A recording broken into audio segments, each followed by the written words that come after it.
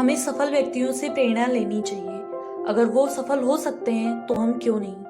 Friends, आज मैं आप लोगों को रतन नवल टाटा के बारे में बताने जा रही हूँ। रतन टाटा एक ग्रेट बिजनेसमैन, सिद्धांतवादी और दानवीर व्यक्ति हैं। टाटा ग्रुप्स के कमाई का 66% यानी आधे से भी ज्यादा हिस्सा चैरिटीज को जाता है और काफी दिनों से फैली कोरोना महामारी में भी उन्होंने 1500 करोड़ का योगदान दिया है। इतना ही नहीं, केरला फ्लड से लोगों को उबारने में भी रतन टाटा का बहुत बड़ा सहयोग रहा है। रतन टाटा अपने एम्प्लॉयज की जरूरतों का भी बहुत ध्यान रखते हैं। Tata consultancy services, Tata steel, Tata T, Tata नमक से लेकर ताज होटल तक टाटा का विस्तार है। कह सकते हैं घर के अंदर से लेकर घर के बाहर तक। तो चलिए रतन टाटा के शुरुआती दिनों के बारे में जानते हैं। 28 दिसंबर 1937 सूरत, गुजरात में जन्मे रतन टाटा जमशेद जी टाटा के पोते हैं। जब रतन टाटा मात्र 10 वर्ष के थे तब उनके पेरेंट्स का डाइवोर्स हो गया, जिसकी वजह से उन्हें एक अमीर परिवार में जन्म लेने के बावजूद कई कठिनाइयों का सामना करना पड़ा। इसके बाद उनकी दादी नवाज बाई की देखरेख में वो बड़े हुए और अपनी दादी से उन्होंने जीवन के अहम सिद्धांतों को सीखा। 1955 में रतन टाटा ने रिवरडेल कंट्री स्कूल, न्यूयॉर्क से ग्रेजुएशन किया और इसके बाद उन्होंने कॉर्नेल यूनिवर्सिटी से आर्किटेक्ट की डिग्री ली। अपने करियर की पहली नौकरी उन्होंने 1961 में टाटा स्टील में ही किया। इसके बाद Ratan Tata national radio and electronic company Nelco के डायरेक्टर इंचार्ज बने। नेल्को उस समय भारी लॉसेस से गुजर रही थी, मगर रतन टाटा ने अपने व्यापारिक कुशलता से इस कंपनी को प्रॉफिट के साथ खड़ा किया। उनके काम को देखकर JRD टाटा ने 1991 में उन्हें टाटा ग्रुप्स का चेयरमैन बनाया। उन्होंने अपने कार्यकाल में टाटा ग्रुप्स की कंपनीज के प्रॉफिट को 50% तक बढ़ाया।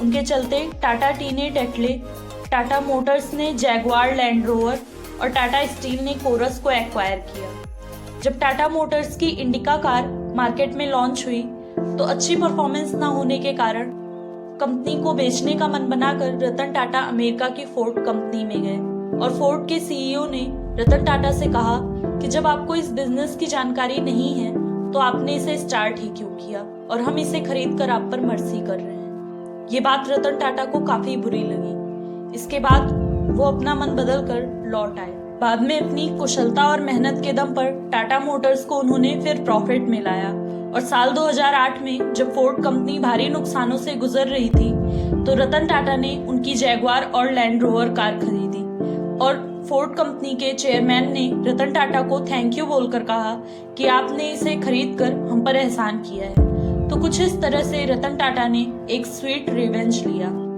इसी तरह टाटा ग्रुप्स ने रतन टाटा के कार्यकाल में लगभग 100 कंट्रीज तक अपने पैर फैलाए। टाटा नैनो भी रतन टाटा का ही आइडिया था ताकि लोग इजीली कार अफोर्ड कर सकें। ये बात अलग है कि कुछ खामियों के कारण नैनो कार उतना चल नहीं सकी।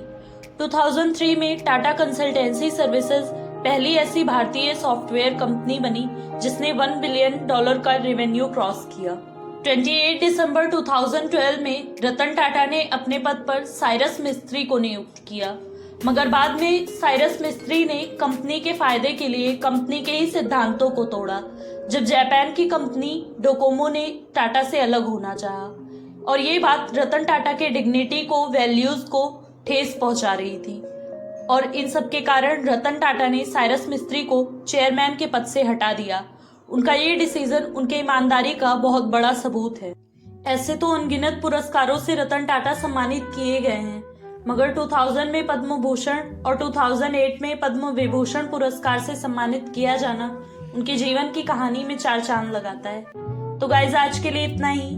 वीडियो अगर पसंद आई हो तो लाइक, कमेंट, शेयर और सब्सक्राइब करना ना भूलें। Have a great day.